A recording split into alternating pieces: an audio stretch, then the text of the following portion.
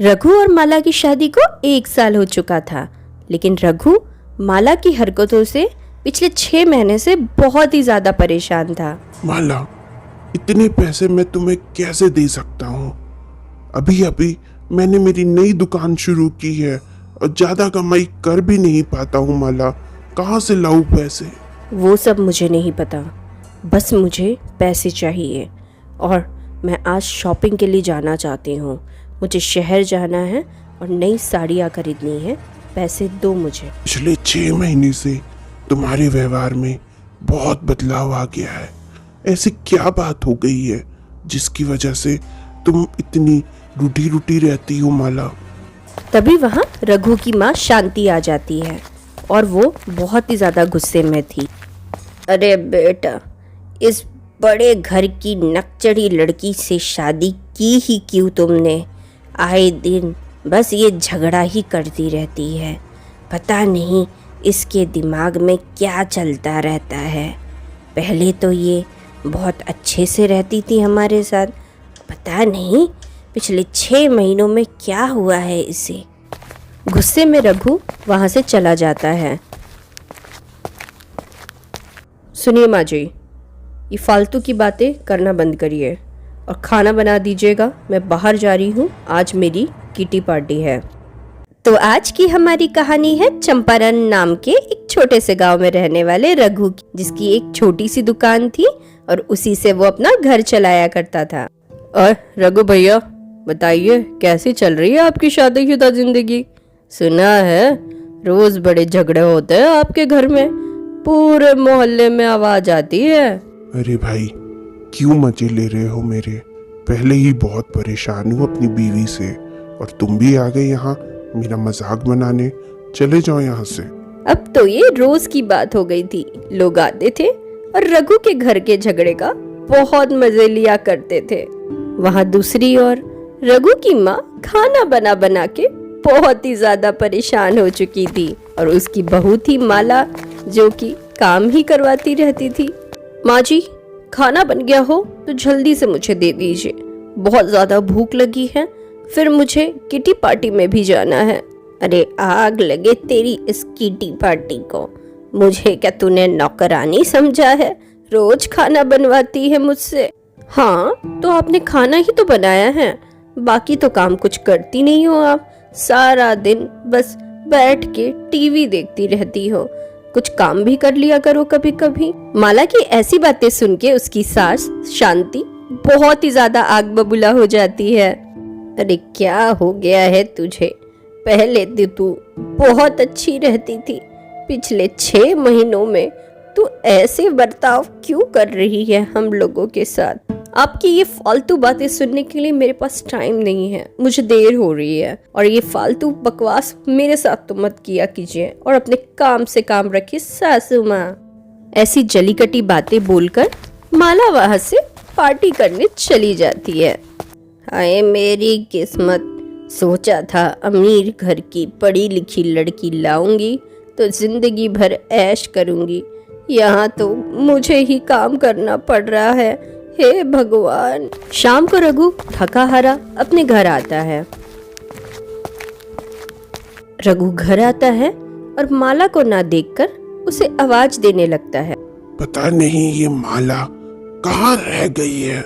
माला, ओ माला, पानी लेके आना जरा। माला अगर होती घर पे तो जरूर आ जाती, लेकिन वहां आती है उसकी सास। तेरी बीवी सुबह से घर से निकली है, शाम के 6 बज गए हैं, अब तक घर नहीं आई है। माँ, इसके रोज रोज के नाटकों से अब मैं परेशान हो चुका हूँ। इसका तो कुछ करना ही पड़ेगा अब। शादी होके आई थी तब तो बड़े अच्छे से रहती थी, घर का सारा काम भी करती थी, पता नहीं अचानक इसे क्या हो गया है। दोनों बातें कर ही रहे थे तभी वहाँ माला भी आ जाती है। अरे कहाँ चली गई थी तुम माला? कब से हम दोनों तुम्हारा इंतजार कर रहे हैं। ये क्या रोज रोज का नाटक है तुम्हारा?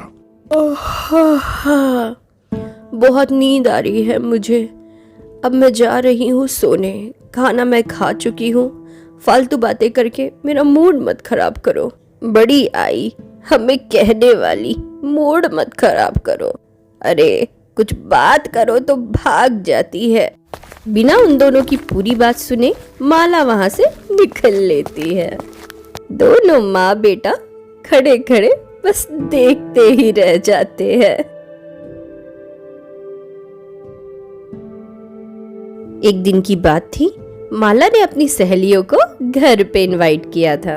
अरे माला, कुछ खिलाएगी भी? बस बात ही करती रहेगी हमसे। हाँ हाँ, तुम लोगों के लिए चाट बनवाई है मैंने। जरा सुनिए, नाश्ता ले आइएगा मेरी सहेलियों के लिए। वो जो चाट मैंने मंगवाई थी वो लाइएगा। बेड़ा गर्क हो उसका, नौकरानियों की तरह बस काम ही कर रही हूँ मैं। क्या समझती है अपने आप को, कहीं की महारानी है क्या? माला की सास नाश्ता लाके टेबल पे रख देती है और कहती है, बस अब मैं बहुत थक गई हूँ, अपने कमरे में जा रही हूँ आराम करने। माला की सास बस अपने कमरे में जा ही रही होती है, तभी उसके कानों में आवाज आती है। अरे माला, कहाँ से मिली तुझे ऐसी नौकरानी? बड़े उल्टे जवाब देती है तुझे।